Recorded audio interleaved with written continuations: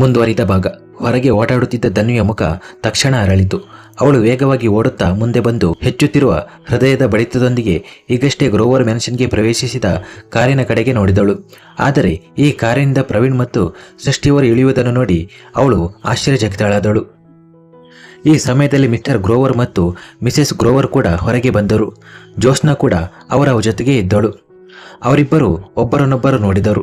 ಧನ್ವಿ ಸೃಷ್ಟಿಯವರ ಬಳಿಗೆ ಬಂದು ಪ್ರಶ್ನಾರ್ಥಕ ದೃಷ್ಟಿಯಿಂದ ನೋಡಿದಳು.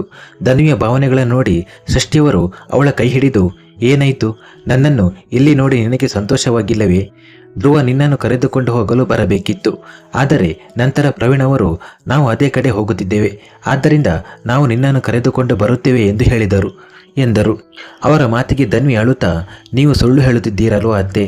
ಅವರು ನನ್ನನ್ನು ಕರೆದುಕೊಂಡು ಹೋಗಲು ಬಯಸುತ್ತಿರಲಿಲ್ಲ ಅಲ್ವಾ? ನಾನು ಅವರ ಬಳಿಗೆ ಹಿಂತಿರುಗುವುದು ಅವರಿಗೆ ಇಷ್ಟವಿಲ್ಲ ಅಲ್ವಾ ಎಂದು ಹೇಳಿದಳು. ಇದನ್ನು ಹೇಳುತ್ತಾ ಅವಳ ಕಣ್ಣುಗಳಿಂದ ನೀರು ಹರಿಯಲು ಶುರುವಾಯಿತು. ಸೃಷ್ಟಿಯವರು ಬೇಗನೆ ಅವಳ ಮುಖವನ್ನು ತನ್ನ ಕೈಗಳಲ್ಲಿ ಹಿಡಿದು, ಹುಚ್ಚಿ, ನೀನು ಹೀಗೆ ಏಕೆ ಯೋಚಿಸ್ತೀಯ? ಅಂತಹದ್ದೇನೂ ಇಲ್ಲ. ನಾನು ಮತ್ತು ಪ್ರವೀಣ್ ಇದೇ ಕಡೆ ಬರುತ್ತಿದ್ದೆವು ಎಂದು ಹೇಳಿದೆನಲ್ಲ. ಹಾಗಾಗಿ ಧ್ರುವನಿಗೆ ನಾವೇ ನಿನ್ನನ್ನು ಕರೆದುಕೊಂಡು ಬರುತ್ತೇವೆ ಎಂದು ಹೇಳಿದೆವು ಎಂದು ಹೇಳಿದರು. ಧನ್ವಿ ಏನನ್ನೂ ಹೇಳಲಿಲ್ಲ ಮತ್ತು ತನ್ನ ಮುಖವನ್ನು ತಗ್ಗಿಸಿಕೊಂಡಳು. ಪ್ರವೀಣ್ ಮತ್ತು ಸೃಷ್ಟಿಯವರು ಒಳಗೆ ಬಂದು ಮಿಸ್ಟರ್ ಗ್ರೋವರ್ ಮತ್ತು ಮಿಸೆಸ್ ಗ್ರೋವರ್ ಅವರೊಂದಿಗೆ ಮಾತನಾಡಲು ಶುರು ಮಾಡಿದರು. ಜೋಸ್ನಾ ಧನ್ವಿಯ ಬಳಿಗೆ ಬಂದು, ನೀವು ಚೆನ್ನಾಗಿದ್ದೀರಾ ಅಲ್ವಾ? ನಿನ್ನ ಮತ್ತು ಭಾವನ ನಡುವೆ ಏನಾದರೂ ಆಗಿದೆಯೇ ಎಂದು ಕೇಳಿದಳು. ಧನ್ವಿ ತಕ್ಷಣ ಇಲ್ಲ, ಖಂಡಿತ ಇಲ್ಲ ಎಂದಳು. ಜೋಸ್ನಾ ಏನೋ ಯೋಚಿಸುತ್ತಾ, ಭಾವ ನಿನಗೆ ಪ್ರೀತಿ ಮಾಡುವುದಿಲ್ಲವೇ ಎಂದು ಕೇಳಿದಳು. ಧನ್ವಿ ಅವಳನ್ನು ಸಿಟ್ಟಿನಿಂದ ನೋಡಿದಳು ಮತ್ತು ಒಂದು ವೇಳೆ ಹೀಗೆ ಏನಾದರೂ ಹೇಳಿದರೆ ಹುಷಾರ್, ಅವರು ನನ್ನನ್ನು ತುಂಬ ಪ್ರೀತಿಸುತ್ತಾರೆ. ಅವರು ಬ್ಯುಸಿ ಇದ್ದರು ಮತ್ತು ಅತ್ತೆ ಹೇಳಿದರಲ್ಲ, ಅವರು ಇಲ್ಲಿಗೆ ಬರುತ್ತಿದ್ದರು, ಆದ್ದರಿಂದ ಅವರು ನನ್ನನ್ನು ಕರೆದುಕೊಂಡು ಹೋಗಲು ಬಂದರು. ಇವೆಲ್ಲ ಬಿಡು ಮತ್ತು ಒಳಗೆ ಹೋಗಿ ನನ್ನ ಮಾವನವರ ಆತಿಥ್ಯ ಮಾಡು. ಇಲ್ಲದಿದ್ದರೆ ನಾಳೆ ನಾನು ನಿನ್ನ ಮಾವನವರ ಆತಿಥ್ಯವನ್ನು ಖಂಡಿತ ಮಾಡುವುದಿಲ್ಲ ಎಂದು ಹೇಳಿದಳು. ಜೋಸ್ನಾ ನಕ್ಕಳು ಮತ್ತು ಸುಮ್ಮನೆ ಒಳಗೆ ಹೋದಳು. ಧನ್ವಿ ತನ್ನ ಜಾಗದಲ್ಲಿ ನಿಂತಿದ್ದಳು ಮತ್ತು ಈಗ ಅವಳ ಕಣ್ಣುಗಳು ಎದುರಿಗೆ ಆಕಾಶದ ಕಡೆಗೆ ಹೋದವು. ಅಲ್ಲಿ ಚಂದ್ರ ಹೊಳೆಯುತ್ತಿದ್ದನು. ಅವಳು ತೇವಾಂಶ ತುಂಬಿದ ಕಣ್ಣುಗಳಿಂದ ಚಂದ್ರನ ಕಡೆಗೆ ನೋಡುತ್ತಾ, ಚಂದ್ರನನ್ನು ಪಡೆಯುವುದು ಎಲ್ಲರ ಆಸೆಯಾಗಿರುತ್ತದೆ, ಆದರೆ ಚಂದ್ರ ಯಾರಿಗೂ ಸಿಗುವುದಿಲ್ಲ. ಅವನು ನಮ್ಮಿಂದ ದೂರ ಇದ್ದಾನೆ. ಆದರೆ ನೀವು ನನ್ನ ಬಳಿಯೇ ಇದ್ದೀರಲ್ಲ, ಹಾಗಾದರೆ ನಿಮ್ಮನ್ನು ಪಡೆಯುವ ಆಸೆಯು ಬರೀ ಆಸೆಯಾಗಿಯೇ ಉಳಿದು ಬಿಡುತ್ತದೆಯೇ ಎಂದು ಹೇಳಿದಳು. ಇದನ್ನು ಹೇಳುವಾಗ ಅವಳ ಮುಖ ತುಂಬ ದುಃಖಿತವಾಗಿ ಕಾಣುತ್ತಿತ್ತು.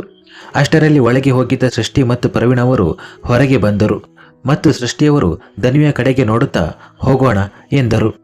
ಧನ್ವಿ ತನ್ನ ಮುಖವನ್ನು ಆಡಿಸುತ್ತಾ ಆಯಿತು ಎಂದು ಹೇಳಿ ತನ್ನ ಅಪ್ಪ ಅಮ್ಮ ಮತ್ತು ಜೋಸ್ನಾ ಅವರಿಂದ ವಿದಾಯ ಪಡೆದು ಕಾರಿನಲ್ಲಿ ಕುಳಿತಳು. ಅವರ ಕಾರು ಈಗ ರಾಣಾ ಮ್ಯಾನ್ಷನ್ ಕಡೆಗೆ ಹೊರಟಿತ್ತು. ಇದೇ ಸಮಯದಲ್ಲಿ ಇನ್ನೊಂದು ಕಡೆ ಧ್ರುವ ತನ್ನ ರೂಮಿನಿಂದ ಹೊರಗೆ ಬಂದು ಕೆಳಗೆ ಡೈನಿಂಗ್ ಏರಿಯಾಗೆ ಬಂದನು ಮತ್ತು ತನ್ನ ಡಿನ್ನರ್ ಮಾಡಲು ಶುರು ಮಾಡಿದನು. ಈ ಸಮಯದಲ್ಲಿ ಡೈನಿಂಗ್ ಏರಿಯಾದಲ್ಲಿ ಯಾರೂ ಇರಲಿಲ್ಲ, ಏಕೆಂದರೆ ಎಲ್ಲರೂ ಡಿನ್ನರ್ ಮಾಡಿ ಹೋಗಿದ್ದರು. ಆಗ ಅವನಿಗೆ ಬಾಗಿಲಿನ ಕಡೆಯಿಂದ ಹೆಜ್ಜೆಗಳ ಶಬ್ದ ಕೇಳಿಸಿತು. ಆದರೆ ಅವನ ಆಟಿಟ್ಯೂಡ್ ಕಡಿಮೆಯಾಗಲಿಲ್ಲ. ಇಷ್ಟರ ನಡುವೆ ಅವನು ಬಾಗಿಲಿನ ಕಡೆಗೆ ನೋಡಲೇ ಇಲ್ಲ ಮತ್ತು ಧನ್ವಿ ಒಳಗೆ ಬರುತ್ತಿದ್ದಂತೆ ಅವಳ ಕಣ್ಣುಗಳು ಧ್ರುವನ ಮೇಲೆ ಬಿದ್ದಿದ್ದವು. ಅವಳು ಅವನನ್ನೇ ನೋಡುತ್ತಾ ನಿಂತು ಬಿಟ್ಟಳು. ಪ್ರವೀಣ್ ಮತ್ತು ಸೃಷ್ಟಿಯವರು ಇಬ್ಬರು ಒಬ್ಬರನ್ನೊಬ್ಬರು ನೋಡಿದರು. ಪ್ರವೀಣ್ ಬೇಗನೆ ಸೃಷ್ಟಿಯವರಿಗೆ ಕೋಣೆಗೆ ಹೋಗಲು ಸನ್ನೆ ಮಾಡಿದರು. ಆಗ ಸೃಷ್ಟಿಯವರು ರಾಕೆಟ್ನಂತೆ ನೇರವಾಗಿ ತನ್ನ ಕೋಣೆಗೆ ಹೋದರು ಮತ್ತು ಪ್ರವೀಣ್ ಅವರು ಕೂಡ ಅವರ ಹಿಂದೆ ಹೋದರು. ಧನ್ವಿ ಕೆಲವು ಕ್ಷಣಗಳು ಹೀಗೆಯೇ ಧ್ರುವನನ್ನು ನೋಡುತ್ತಾ ನಿಂತು ನಂತರ ಅವನ ಮುಂದೆ ಬಂದು ನಿಂತಳು. ಅವಳು ಅವನ ಕಡೆಗೆ ನೋಡುತ್ತಾ, ಕೇಳಿ, ನಿಮಗೆ ಏನಾದರೂ ಬೇಕೇ ಎಂದಳು. ಇದನ್ನು ಹೇಳುವಾಗ ಅವಳ ಕಣ್ಣುಗಳು ಧ್ರುವನ ತಟ್ಟೆಯ ಮೇಲೆ ಇದ್ದವು. ಅಲ್ಲಿ ಎಲ್ಲವೂ ಇತ್ತು, ಆದರೆ ನೀರು ಇರಲಿಲ್ಲ. ಆದ್ದರಿಂದ ಅವಳು ತಾನೇ ಧ್ರುವನಿಗೆ ನೀರು ಕೊಡಲು ಬಯಸಿದಳು. ಆದರೆ ಅವಳು ಧ್ರುವನಿಗೆ ನೀರಿನ ಲೋಟ ತುಂಬಿ ಕೊಡುವ ಮೊದಲೇ ಧ್ರುವ ಪಕ್ಕದಲ್ಲಿ ಇಟ್ಟಿದ್ದ ಬಾಟಲಿಯನ್ನು ತೆಗೆದುಕೊಂಡು ಅದರ ಮುಚ್ಚಳ ತೆಗೆದು ನೀರು ಕುಡಿಯಲು ಶುರು ಮಾಡಿದನು. ಧನ್ವಿಯ ಕೈಯಲ್ಲಿ ಹಿಡಿದ ಲೋಟ ಹಾಗೆಯೇ ಅವಳ ಕೈಯಲ್ಲಿ ಉಳಿದು ಬಿಟ್ಟಿತು. ಅವಳು ಧ್ರುವನ ಕಡೆಗೆ ನೋಡುತ್ತಾ, ನಿಮ್ಮ ತಟ್ಟೆಯಲ್ಲಿ ಸಿಹಿ ಇಟ್ಟಿಲ್ಲ, ನಾನು ನಿಮಗೆ ಹಲ್ವಾ ಬಡಿಸಲೇ ಎಂದಳು. ಇದನ್ನು ಹೇಳುವಾಗ ಅವಳ ಕಣ್ಣುಗಳು ಎದುರು ಇಟ್ಟಿದ್ದ ಹಲ್ವಾ ಬೌಲ್ನ ಮೇಲೆ ಬಿದ್ದವು. ಧ್ರುವ ಅವಳ ಮಾತಿಗೆ ಯಾವುದೇ ಉತ್ತರ ನೀಡಲಿಲ್ಲ ಮತ್ತು ತನ್ನ ತಟ್ಟೆಯನ್ನು ಪಕ್ಕಕ್ಕೆ ಇಟ್ಟು ಅಲ್ಲಿಂದ ಎದ್ದು ಹೊರಗೆ ಹೋದನು. ಧ್ರುವ ಊಟ ಮಾಡಿದ ನಂತರ ಸ್ವಲ್ಪ ಸಮಯ ವಾಕ್ ಮಾಡುತ್ತಿದ್ದನು. ಆದ್ದರಿಂದ ಧನ್ವಿಗೆ ಗೊತ್ತಿತ್ತು ಅವನು ಹೊರಗೆ ಗಾರ್ಡನ್ನಲ್ಲಿ ವಾಕ್ ಮಾಡಲು ಹೋಗಿರಬೇಕು ಎಂದು. ಧ್ರುವನ ಊಟದ ತಟ್ಟೆಯನ್ನು ನೋಡಿದಾಗ ಧನ್ವಿಗೆ ಹಸಿವಾಗಲು ಶುರುವಾಯಿತು. ಧ್ರುವನ ಚಿಂತೆಯಲ್ಲಿ ಇಂದು ಅವಳು ಊಟ ಕೂಡ ಮಾಡಿರಲಿಲ್ಲ. ಊಟ ಮಾಡುವ ಮನಸ್ಸು ಅವಳಿಗೂ ಇರಲಿಲ್ಲ. ಆದರೆ ಅವಳ ಹೊಟ್ಟೆಯಲ್ಲಿ ಎಲಿಗಳು ಓಡುತ್ತಿದ್ದವು. ಅದನ್ನು ಈಗ ಅವಳಿಗೆ ಸಹಿಸಿಕೊಳ್ಳಲು ಆಗುತ್ತಿರಲಿಲ್ಲ. ಹಾಗಾಗಿ ಅವಳು ಕುರ್ಚಿಯ ಮೇಲೆ ಕುಳಿತು ಧ್ರುವನ ತಟ್ಟೆಯನ್ನು ತನ್ನ ಮುಂದೆ ಮಾಡಿಕೊಂಡಳು. ಧ್ರುವ ಸ್ವಲ್ಪ ಮಾತ್ರ ತಿಂದಿದ್ದನು. ಉಳಿದಿದ್ದು ಅವನ ತಟ್ಟೆಯಲ್ಲಿ ಹಾಗೆಯೇ ಇತ್ತು. ಧನ್ವಿ ತನ್ನ ಪತಿ ದೇವರಂತೆ ಭಾವಿಸಿದ ಮಹಿಳೆಯರಲ್ಲಿ ಒಬ್ಬಳು ಮತ್ತು ತನ್ನ ಗಂಡನ ಎಂಜಲು ತಿನ್ನುವುದು ಅವಳ ಪ್ರೀತಿಯನ್ನು ಹೆಚ್ಚಿಸುತ್ತದೆ ಎನ್ನುವ ಮಾತು ಅವಳ ಮನಸ್ಸಿನಲ್ಲಿ ಆಳವಾಗಿ ಬೇರೂರಿತ್ತು. ಅವಳು ಧ್ರುವನ ತಟ್ಟೆಯಲ್ಲಿದ್ದ ಎಲ್ಲ ಊಟವನ್ನು ಮುಗಿಸಿದಳು ಮತ್ತು ನಂತರ ತನ್ನ ಎಂಜಲು ಪಾತ್ರೆಗಳನ್ನು ಕಿಚನ್ಗೆ ತೆಗೆದುಕೊಂಡು ಹೋಗಿ ಅವುಗಳನ್ನು ಸ್ವಚ್ಛಗೊಳಿಸಿ ಸರಿಯಾಗಿ ಯಾರ್ಕ್ನಲ್ಲಿ ಇರಿಸಿದಳು. ಅವಳು ಡೈನಿಂಗ್ ಟೇಬಲ್ ಮೇಲೆ ಇಟ್ಟಿದ್ದ ಉಳಿದ ಊಟವನ್ನು ಫ್ರಿಡ್ಜ್ನಲ್ಲಿ ಇಟ್ಟಳು. ಈ ಸಮಯದಲ್ಲಿ ಅಲ್ಲಿ ಯಾವುದೇ ಸೇವಕರು ಇರಲಿಲ್ಲ. ಆದ್ದರಿಂದ ಈ ಎಲ್ಲ ಕೆಲಸವನ್ನು ಧನ್ವಿಯೇ ಮಾಡಬೇಕಾಯಿತು. ಹೇಗಾದರೂ ಅವಳಿಗೆ ಮನೆಯ ಕೆಲಸ ಮಾಡುವುದು ತುಂಬ ಇಷ್ಟ. ಈಗ ಅವಳು ಹೊರಗೆ ಗಾರ್ಡನ್ ಕಡೆಗೆ ಬಂದಳು ಮತ್ತು ಹೊರಗೆ ಬರುತ್ತಿದ್ದಂತೆ ಅವಳ ಕಣ್ಣುಗಳು ಧ್ರುವನ ಮೇಲೆ ಬಿದ್ದವು. ಅವನು ಹೊರಗೆ ಗಾರ್ಡನ್ನಲ್ಲಿ ಇಲ್ಲಿಂದ ಅಲ್ಲಿಗೆ ಅಡ್ಡಾಡುತ್ತಾ ಸಿಗರೇಟ್ ಸೇದುತ್ತಿದ್ದನು. ಧನ್ವಿ ಅವನ ಹತ್ತಿರವೇ ಬಂದು ಅವನ ಹೆಜ್ಜೆಗೆ ಹೆಜ್ಜೆ ಹಾಕಿ ನಡೆಯಲು ಶುರು ಮಾಡಿದಳು. ಧ್ರುವನಿಗೆ ಗೊತ್ತಿತ್ತು ಅವಳು ತನ್ನ ಬಳಿಗೆ ಬಂದು ವಾಕ್ ಮಾಡಲು ಶುರು ಮಾಡಿದ್ದಾಳೆ ಎಂದು. ಆದರೆ ಅವನು ಕಣ್ಣು ತಿರುಗಿಸಿ ಅವಳ ಕಡೆಗೆ ನೋಡಲೂ ಇಲ್ಲ. ಅವನು ಹೀಗೆಯೇ ಸಿಗರೇಟ್ ಸೇದುತ್ತಾ ಎಲ್ಲಿಂದ ಅಲ್ಲಿಗೆ ಅಡ್ಡಾಡುತ್ತಾ ಇದ್ದನು ಮತ್ತು ನಂತರ ಸಿಗರೇಟನ್ನು ಪಕ್ಕಕ್ಕೆ ಎಸೆದು ಒಂದು ಆಳವಾದ ಉಸಿರನ್ನು ತೆಗೆದುಕೊಂಡು ಹೊಗೆಯನ್ನು ಮೇಲಕ್ಕೆ ಬಿಟ್ಟು ನಂತರ ತನ್ನ ಪಾಕೆಟ್ನಲ್ಲಿ ಕೈ ಹಾಕಿ ವಾಪಸ್ಸು ಮನೆಯೊಳಗೆ ಹೋದನು. ಅವನು ಹೋಗುವುದನ್ನು ನೋಡಿ ಧನ್ವಿಯ ಮುಖ ದುಃಖಿತವಾಗಿತ್ತು. ಅವಳು ಎಷ್ಟು ಹೊತ್ತಿನಿಂದ ಬರೀ ಇಷ್ಟೇ ಬಯಸುತ್ತಿದ್ದಳು, ಅಂದರೆ ಧ್ರುವ ಒಂದು ಸಲ ಅವಳನ್ನು ನೋಡಲಿ ಎಂದು. ಆದರೆ ಅವನು ಅವಳನ್ನು ನೋಡಲೂ ಇಲ್ಲ. ಈಗ ಅವಳ ಮನಸ್ಸಿನಲ್ಲಿ ಭಾವ ನಿನ್ನನ್ನು ಪ್ರೀತಿಸುವುದಿಲ್ಲವೇ ಎನ್ನುವ ಜ್ಯೋತ್ಸ್ನಾ ಹೇಳಿದ ಮಾತುಗಳು ಮೊಳಗಳು ಶುರುವಾದವು. ಅವಳು ಮುಖ ಸಿಂಡರಿಸಿಕೊಂಡು ತನ್ನಿಂದ ತಾನೇ ಪ್ರೀತಿ ಬಗ್ಗೆ ಏನು ಹೇಳಲಿ, ಇವರು ನನ್ನ ಕಡೆಗೆ ಕಣ್ಣು ಎತ್ತಿಯೂ ನೋಡೋದಿಲ್ಲ. ಬಹುಶಃ ಆ ಸಿನಿಮಾದ ಮಾತು ಸತ್ಯವಿರಬಹುದೇನೋ. ಸಿನಿಮಾದಲ್ಲಿ ಹೀರೋ ಬೇರೆ ಹುಡುಗಿಯನ್ನು ಪ್ರೀತಿಸುತ್ತಿದ್ದನು, ಆದರೆ ಅದರಲ್ಲಿ ಹುಡುಗಿ ಕೂಡ ಬೇರೆಯವರನ್ನು ಪ್ರೀತಿಸುತ್ತಿದ್ದಳು. ಆದರೆ ನಾನು ಬೇರೆಯವರ ಕಡೆಗೆ ಕಣ್ಣು ಎತ್ತಿಯೂ ನೋಡೋದಿಲ್ಲ. ಹಾಗಾದರೆ ಇವರು ಬೇರೆಯವರನ್ನು ಪ್ರೀತಿಸಲು ಹೇಗೆ ಸಾಧ್ಯ? ಇಲ್ಲ ಇಲ್ಲ, ಈಗಂತೂ ಖಂಡಿತ ಆಗುವುದಿಲ್ಲ. ಆದರೆ ಒಂದು ವೇಳೆ ಹೀಗಾದರೆ? ಇದನ್ನು ಹೇಳುವಾಗ ಅವಳ ಮುಖದಲ್ಲಿ ಚಿಂತೆ ಮೂಡಿತ್ತು. ಅವಳು ಬೇಗನೆ ಧ್ರುವನ ಹಿಂದೆ ಹಿಂದೆ ರೂಮ್ಗೆ ಬಂದಳು. ರೂಮ್ಗೆ ಬರುತ್ತಿದ್ದಂತೆ ಅವಳ ಕಣ್ಣುಗಳು ಧ್ರುವನ ಮೇಲೆ ಬಿದ್ದವು. ಅವನು ವಾಶ್ರೂಮಿಂದ ಹೊರಗೆ ಬರುತ್ತಿದ್ದನು ಮತ್ತು ಈಗ ಅವನು ಹೊರಗೆ ಬಂದು ಹಾಸಿಗೆಯ ಮೇಲೆ ಮಲಗಿದ್ದನು. ಧನ್ವಿ ಒಂದು ಸಲ ಧ್ರುವನ ಕಡೆಗೆ ನೋಡಿ ಕ್ಲೋಸೆಟ್ ಕಡೆಗೆ ತನ್ನ ಹೆಜ್ಜೆಗಳನ್ನು ಹೆಚ್ಚಿಸಿದಳು ಮತ್ತು ಅದರಿಂದ ತನ್ನ ನೈಟಿಯನ್ನು ತೆಗೆದುಕೊಂಡಳು. ಈಗ ಅವಳ ಕಣ್ಣುಗಳ ಮುಂದೆ ಆ ನಾಯಕಿ ನೈಟಿ ಧರಿಸಿ ತನ್ನ ನಾಯಕನ ಮುಂದೆ ಬಂದು ತನ್ನ ಮೋಡಿಗಳಿಂದ ಅವನನ್ನು ಮೋಹಿಸುತ್ತಾಳೆ. ಆ ದೃಶ್ಯ ನಡೆಯುತ್ತಿತ್ತು. ಮುಂದಿನ ಕ್ಷಣವೇ ಧನ್ವಿ ತನ್ನ ತಲೆಯನ್ನು ಅಲುಗಾಡಿಸಿದಳು ಮತ್ತು ಬೇಗನೆ ಆ ನೈಟಿಯನ್ನು ಕ್ಲೋಸೆಟ್ನಲ್ಲಿ ವಾಪಸ್ ಇರಿಸಿದಳು. ಅವಳು ತಿರುಗಿ ಧ್ರುವನ ಕಡೆಗೆ ನೋಡಿದಳು. ಅವನ ಮುಖ ಕೋಪದಿಂದ ತುಂಬಿತ್ತು.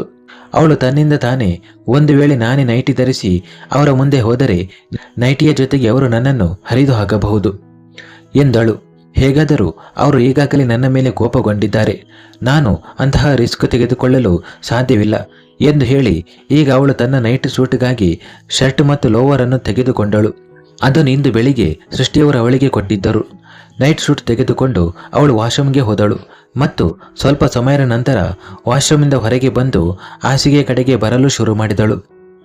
ಆದರೆ ಅವಳು ಹಾಸಿಗೆಯ ಮೇಲೆ ತನ್ನ ಕೈಯನ್ನು ಇಡುತ್ತಿದ್ದಂತೆ ಧ್ರುವ ಕೋಪದಿಂದ, ಹುಷಾರ್, ನನ್ನ ಹಾಸಿಗೆಯ ಮೇಲೆ ಮಲಗಲು ಪ್ರಯತ್ನ ಕೂಡ ಮಾಡಬೇಡ, ಸುಮ್ಮನೆ ಹೋಗಿ ನಿನ್ನ ಸೋಫಾದಲ್ಲಿ ಮಲಗು, ಇಲ್ಲದಿದ್ದರೆ ನೇರವಾಗಿ ಎತ್ತಿ ರೂಮಿನಿಂದ ಹೊರಗೆ ಎಸೆಯುತ್ತೇನೆ ಎಂದು ಹೇಳಿದನು.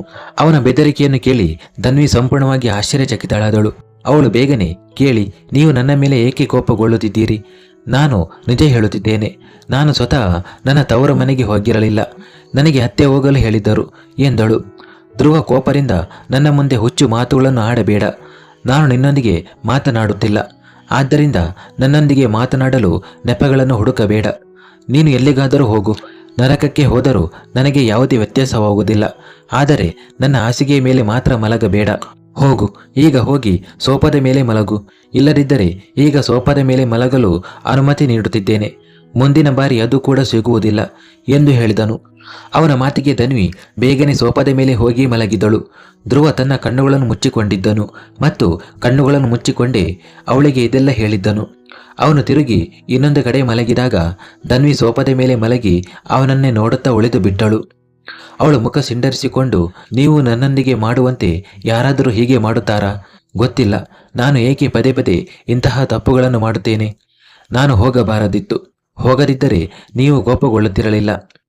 ಗೊತ್ತಿಲ್ಲ ಈಗ ನಾಳೆ ಏನಾಗುತ್ತದೆಯೋ. ನಾಳೆ ನನ್ನ ಮೊದಲ ಕರ್ವಾ ಚೌತ್ ಉಪವಾಸವಿದೆ ಎಂದು ಹೇಳುತ್ತಾ ಅವಳು ಸುಮ್ಮನಾದಳು. ಆದರೆ ಅವಳ ಮುಖದ ಮೇಲೆ ತೀವ್ರ ಚಿಂತೆ ಕಾಣುತ್ತಿತ್ತು. ಅವಳು ತನ್ನ ಕಣ್ಣುಗಳನ್ನು ಮುಚ್ಚಿಕೊಂಡಳು. ಅವಳಿಗೆ ನಿದ್ದೆ ಬರುತ್ತಿರಲಿಲ್ಲ. ಆದರೆ ನಿದ್ದೆ ಮಾಡುವುದು ಅವಳ ಅನಿವಾರ್ಯವಾಗಿತ್ತು. ಏಕೆಂದರೆ ಅವಳು ಬೆಳಿಗ್ಗೆ 4 ಗಂಟೆಗೆ ಏಳಬೇಕಿತ್ತು. ಸೂರ್ಯೋದಯಕ್ಕೆ ಮೊದಲು ಮಾಡುವ ಊಟ ತಿನ್ನಬೇಕಿತ್ತು ಮತ್ತು ಮೆಹಂದಿ ಕೂಡ ಹಾಕಿಸಿಕೊಳ್ಳಬೇಕಿತ್ತು. ಬೆಳಿಗ್ಗೆ ಸುಮಾರು 3:30 ಗಂಟೆಗೆ ಕಿಚನ್ನಲ್ಲಿ ಕುಸುಮ ಮತ್ತು ಸೃಷ್ಟಿಯವರು ಧನ್ವಿಗಾಗಿ ಊಟದ ತಯಾರಿಕೆಗಳನ್ನು ಮಾಡಿಸುತ್ತಿದ್ದರು. ಅವರು ಅವರಿಬ್ಬರಿಗಾಗಿ ಸಾಕಷ್ಟು ಊಟ ತಯಾರಿಸಿದ್ದರು. ಕೇವಲ ಸೃಷ್ಟಿ ಮತ್ತು ಧನ್ವಿ ಮಾತ್ರವಲ್ಲ, ರಾಗಿಣಿಯವರು ಕೂಡ ಕರ್ವಾ ಚೌತ್ ವ್ರತವನ್ನು ಇಡಲು ಹೋಗುತ್ತಿದ್ದರು. ಆದ್ದರಿಂದ ಅವರು ಅವರಿಗಾಗಿಯೂ ಸಾಕಷ್ಟು ತಯಾರಿ ಮಾಡಿದ್ದರು. ಇದೇ ಸಮಯದಲ್ಲಿ ಸೃಷ್ಟಿಯವರು ಕನ್ನಡಿಯ ಮುಂದೆ ನಿಂತು ತಯಾರಾಗುತ್ತಿದ್ದರು ಮತ್ತು ಪ್ರವೀಣ್ ಅವರು ಅವರ ಹಿಂದೆ ಅವರನ್ನು ತನ್ನ ತೋಳುಗಳಲ್ಲಿ ಹಿಡಿದು ನಿಂತಿದ್ದರು. ಸೃಷ್ಟಿಯವರ ಕನ್ನಡಿಯಲ್ಲಿ ಅವರ ಕಡೆಗೆ ನೋಡುತ್ತಾ, ಇಂದು ನೀವು ಉಪವಾಸ ಮಾಡುವುದಿಲ್ಲ ಎಂದು ಹೇಳಿದರು. ಪ್ರವೀಣ್ ಅವರು ಓರೆಯಾದ ಕಣ್ಣುಗಳಿಂದ ಅವರನ್ನು ನೋಡಿ, ಇದನ್ನು ನಿರ್ಧರಿಸಲು ನೀನು ಯಾರು ಎಂದರು. ಸೃಷ್ಟಿಯವರು ಬೇಗನೆ ಅವರ ಕಡೆಗೆ ತಿರುಗಿ, ನಿಮಗೆ ಗೊತ್ತಿದೆಯಲ್ಲ, ನಾನು ಮನೆಯಲ್ಲಿ ಫ್ರೀ ಇರಬೇಕಾಗುತ್ತದೆ. ಹಾಗಾಗಿ ನನಗೆ ಇವೆಲ್ಲವುಗಳಿಂದ ಯಾವುದೇ ವ್ಯತ್ಯಾಸವಾಗುವುದಿಲ್ಲ.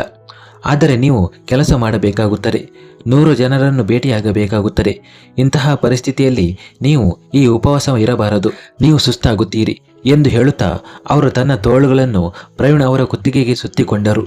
ಪ್ರವೀಣ್ ಅವರು ಅವರನ್ನು ಸೊಂಟದಿಂದ ಬಿಗಿಯಾಗಿ ಹಿಡಿದು, ಆದರೆ ನಾನು ಉಪವಾಸ ಇರದಿದ್ದರೆ ನಿನ್ನ ಉಪವಾಸದಿಂದ ನನ್ನ ಆಯಸ್ಸು ಹೆಚ್ಚಾಗುತ್ತದೆ.